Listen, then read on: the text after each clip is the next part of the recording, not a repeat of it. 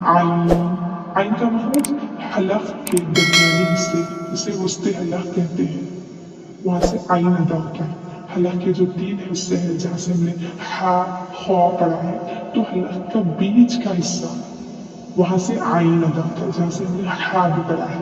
हा आइन एक जगह से अदा होता है। हलक के बीच हिस्से से दरमियानी हलक से आइन अदा होता है।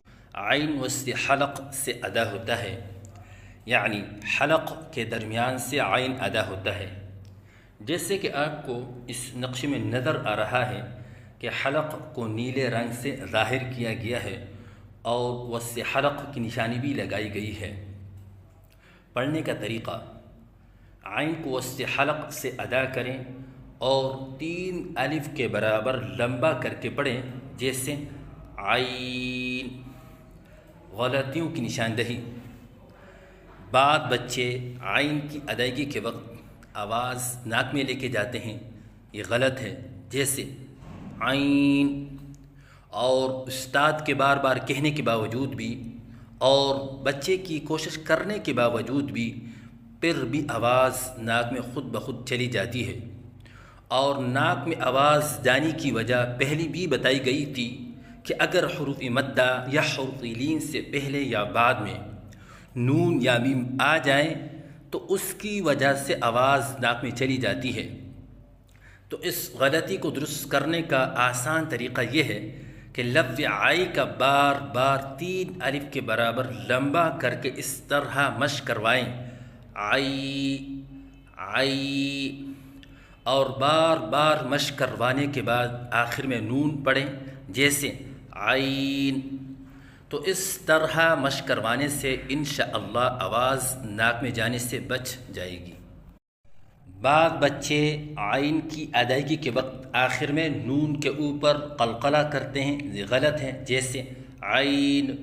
तो इस गलती को दुरुस्त करने का आसान तरीक़ा यह है कि आइन के आखिर में नून की अदायगी के वक्त ज़ुबान को तालू से फ़ौरन अलग ना करें, बल्कि एक लम्हे के लिए ज़ुबान को तालू में रखें। तो इस तरह मश्क करने से इंशाअल्लाह कलकला की गलती दूर हो जाएगी।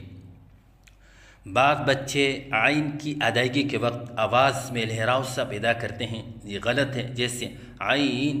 तो इस गलती को दुरुस्त करने का तरीक़ा सबक नंबर 5 की गलती नंबर 3 में बताया गया है।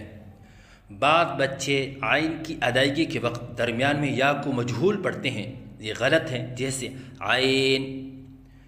बाद बच्चे आइन की अदायगी के वक्त शुरू में हमज़ा पढ़ते हैं, ये गलत है। जैसे आइन। अगर इन गलतियों में से बच्चा कोई एक गलती कर रहा है, जैसे नाक में आवाज़ ले जाने वाली गलती हो, तो इस गलती को दुरुस्त करने का तरीक़ा ये है कि उस्ताद को चाहिए कि पहले बच्चे के सामने सही अदायगी करें। जैसे आइन, और फिर बच्चा जो गलती कर रहा था उसी को दोहराएं। जैसे आइन, ताकि बच्चे के सामने सही और गलत के दरमियान फ़र्क वाज़ेह हो जाए। तो सही अदायगी है आइन। गलतियों की निशानदही, नाक में आवाज़ लेके जाना, जैसे आइन, ये गलत है। आखिर में नून के ऊपर कलकला करना, जैसे आइन, ये गलत है। लहराव के साथ पढ़ना, जैसे आइन, ये गलत है।